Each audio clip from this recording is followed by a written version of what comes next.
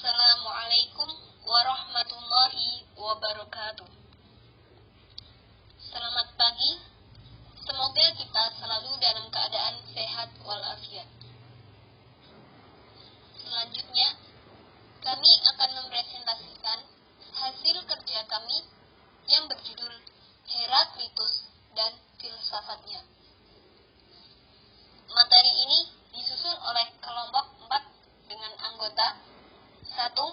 Selamat Nurwidat dengan NIM 4220133. 2. Nur Anggita Febiani dengan NIM 4220124. 3. Nurul Khotimatul Hikmah dengan NIM 4220140. Baik, kami akan membacakan materi. Yang pertama, riwayat hidup Herakleitos. Herakleitos atau Heraklitus diketahui berasal dari Efesus di Asia Kecil. Ia hidup di sekitar abad ke-5 sebelum Masehi atau sekitar 540 hingga 480 sebelum Masehi. Keterangan Diogenes Laertius juga menyebutkan Herakleitos lahir sekitar 540 sebelum Masehi pada keluarga aristokrat di Efesus. Tetapi nantinya meninggalkan kehidupan politik dan mengabdikasikan hak kekuasaannya yang diwariskan padanya ke saudara lelakinya. Herakleitos hidup sezaman dengan Pitagoras dan Xenopanes. Tetapi ia berusia lebih muda daripada keduanya. Akan tetapi, Herakleitos lebih tua usianya dari Parmenides, sebab ia dikritik oleh filsuf tersebut. Herakleitos atau Heraklitus memiliki watak yang tinggi hati dan sombong. Ia memandang rendah rakyat yang bodoh dan menegaskan bahwa kebanyakan manusia jahat. Ia mengutuki para warga negara Efesus dan mencela orang-orang terkemuka yang dijunjung tinggi di seluruh negeri Yunani, seperti misalnya Homeros, Archilokos, Hesiodos, Pitagoras, Xenopanes, dan Hekataios. Herakleitos atau Herakleitus dikabarkan pernah menulis suatu buku, tetapi buku tersebut sudah hilang dan tidak diketahui kebenarannya. Yang sampai saat ini hanya 130 fragmen yang terdiri dari pepatah-pepatah pendek yang seringkali tidak jelas arti dan maksudnya. Pemikiran Heraklitus. Heraklitus sebagai seorang filsuf pada zaman Yunani kuno, saat itu telah mengutarakan gagasannya tentang sifat-sifat dan perubahan alam semesta ini.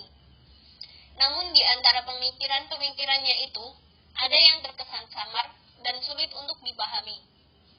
Oleh karena itulah, tokoh Heraklitus pada zamannya mendapat julukan si gelap. Karena filsafatnya terkesan membingungkan, tak dapat dipahami hanya dengan sekali baca. Di antara pemikiran Heraklitus yaitu, antara lain, 1. Logos, 2. Api, 3. Harmoni, 4. Segala sesuatu mengalir, 5. Segala sesuatu berlawanan. 1. Logos. Logos tidak digambarkan secara jelas, tidak dapat dipahami orang lain karena logos adalah pemikiran orang itu sendiri. Menurut Heraklitus, alam semesta ini bergerak dan berubah karena adanya logos. Pernyataan inilah yang membuat Heraklitus dijuluki si gelap atau the obscure, karena pemikirannya ini tidak dapat disimpulkan secara pasti. Namun, jika kita mengkaji bahwa logos adalah cara berpikir manusia itu sendiri yang didefinisikan sebagai rasio, alasan, susunan, maka logos adalah cara seseorang memandang, menilai, berpikir tentang dunia dan alam sekitarnya dengan menggunakan daya pikir mereka sendiri. 2. Api. Api dapat menciptakan sesuatu dengan panasnya. Api dapat mengubah sesuatu dengan panasnya, dan cahayanya menyala, juga meredup sesuai dengan waktunya. Heraklitus berpendapat bahwa kosmos terbentuk dari api. Dari pendapatnya ini, maka seperti sifatnya bahwa api itu menyala, panas, dan dapat meredup. Kehidupan di alam semesta ini dapat digambarkan sebagaimana api dalam filsafat Heraklitus. Pada suatu masa, kehidupan itu akan selalu berpijar dan menyala-nyala seperti api yang sedang membara, namun pada masanya akan mati dengan sendirinya. 3. Harmoni. Heraklitus berpendapat bahwa dua hal yang berbeda terdapat kesatuan. Perbedaan-perbedaan di alam semesta ini memiliki keterkaitan satu dengan yang lainnya. Dia menganggap bahwa ada hubungan dalam setiap perbedaan. Jika dikaitkan dengan kejadian-kejadian nyata yang dialami oleh manusia, misalnya rasa kenyang muncul akibat dari adanya rasa lapar, adanya tua karena proses dari muda, tidak akan ada orang kaya tanpa orang miskin, tidak ada presiden tanpa rakyat. Adanya hal-hal yang berbeda inilah yang merupakan proses dari satu kesatuan yang saling berkaitan dan tidak dapat dipisahkan. Dan dalam perbedaan inilah tercipta sebuah harmoni kehidupan yang saling melengkapi. 4. Segala sesuatu mengalir. Maksud dari pandangan ini adalah menggambarkan segala sesuatu yang tidak mungkin tetap atau sama dengan sebelumnya. Segala sesuatunya pasti berubah dan bergerak, serta mengalir. Pergantian yang tidak kedatangan henti-hentinya itu dibayangkan Heraklitus dengan dua cara. Pertama, seluruh kenyataan yaitu seperti saluran sungai yang mengalir. Engkau tidak dapat turun dua kali ke sungai yang sama. Demikian kata Heraklitus. Kedua, ia menggambarkan seluruh kenyataan dengan api. Maksud api di sini lain dengan argumen mazhab Miletos yang merupakan air atau udara sebagai prinsip dasar segala sesuatu. Pandangan Heraklitus, Pantarei Udenmenei, semuanya mengalir dan tidak ada sesuatu pun yang tinggal tetap. Pemikiran Heraklitus ini menjelaskan kepada kita bahwa segala sesuatu tidak ada yang bersifat tetap. Semuanya berubah mengikuti arus perubahan. Jika ditelaah lebih jauh dari pemikiran Heraklitus ini, kita bisa mengkaitkan dengan jalan hidup kita. 5. Segala sesuatu berlawanan. Meneladani Heraklitus, tiap benda terdiri dari yang berlawanan. Meskipun demikian, di dalam perlawanan tetap terdapat kesatuan. Singkatnya, dapat diceritakan bahwa yang satu yaitu banyak dan yang banyak yaitu satu. Anaximandros juga memiliki pandangan seperti ini. Namun, perbedaan dengan Heraklitus yaitu Anaximandros mengatakan pertentangan tersebut sebagai ketidakadilan, sedangkan Heraklitus menyatakan bahwa pertentangan yang kedatangan yaitu prinsip keadilan. Kami tidak akan dapat mengenal apa itu siang tanpa kami mengerti apa itu malam. Kami tidak akan mengerti apa itu kehidupan tanpa kedatangannya realitas kematian.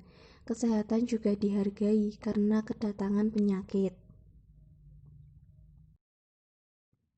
Kesimpulan, Heraklitus lahir di Efesus pada 535–475 sebelum Masehi, yang merupakan sebuah kota perantauan di Asia Kecil. Ia adalah kawan dari Pythagoras dan Xenophans. Ia mendapat julukan si gelap karena untuk menelusuri gerak pikirannya sangat sulit.